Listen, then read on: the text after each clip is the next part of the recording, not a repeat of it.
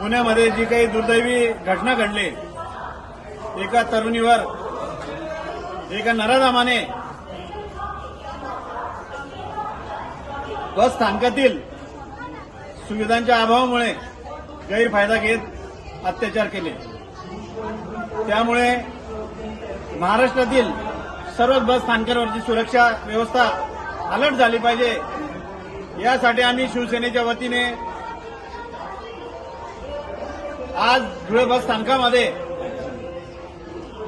विभाग नियंत्रक डीसी साहेब गीते साहेब यांना सोबत घेत बस स्थानकाची पाहणी केली। या पाहणीमध्ये आम्ही आज ज्या ठिकाणी बसलो आहोत ती पोलीस चौकी आहे। या पोलीस चौकीवर 24 तास पोलीस असायला पाहिजेत याची नोंद पोलीस ज्या पोलीस स्टेशनच्या अंतर्गत येत असेल त्यांच्याकडे देखील नोंद असेल। इथे पोलीस नाहीये, परंतु ऑन ड्युटी पोलीस इथे कागदावर रेकॉर्डवर असेल। त्याच्यामुळे जर समजा उद्या इथे काही घटना घडली तर त्या घटनेच्या वेळेस काहीतरी धावपळ करायची, आम्ही काहीतरी काम करतोय असं प्रशासनाच्या वतीने पोलिसांच्या वतीने दाखवण्यात येईल। परंतु ती घटना घडू नये म्हणून ज्यांच्यावर ही जबाबदारी दिलेली आहे, ज्या पोलिसांना हे काम दिलेले आहे, त्या पोलिसांनी प्रामाणिकपणे इथं ड्युटी केली पाहिजे। पोलिसांनी इथे 24 तास थांबलं पाहिजे। ज्यांची ड्युटी आहे त्यांनी पूर्ण वेळ ड्युटी केली पाहिजे।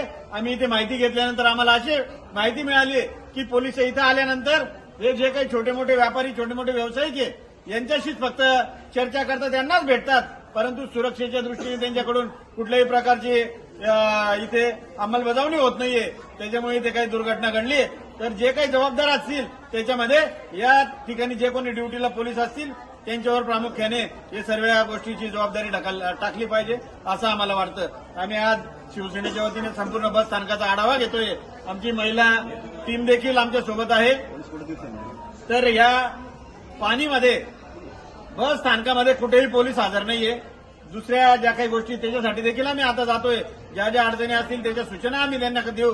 एसपी साहेबांकडे आम्ही आता हे सगळे व्हिडिओ आणि फोटो पाठवणार आहोत। जे पोलीस आम्हाला माहिती मिळाली की पोलीस इथं थांबतच नाही, त्याच्यामुळे आता एसपी साहेबांना सांगून यांच्यावर कारवाई झाली पाहिजे। आणि ड्युटी का करत नाही, पगार शासन देतो यांना, तरी पण येत्या प्रामाणिकपणे त्या पगाराला प्रामाणिक का राहत नाही आणि ड्युटी करून लोकांचं संरक्षण का करत नाही, प्रवाशांचं संरक्षण का करत नाही, याचा जाब आम्ही पोलीस प्रशासनाला विचारणार आहोत आणि यांच्यावर कारवाई झाली पाहिजे।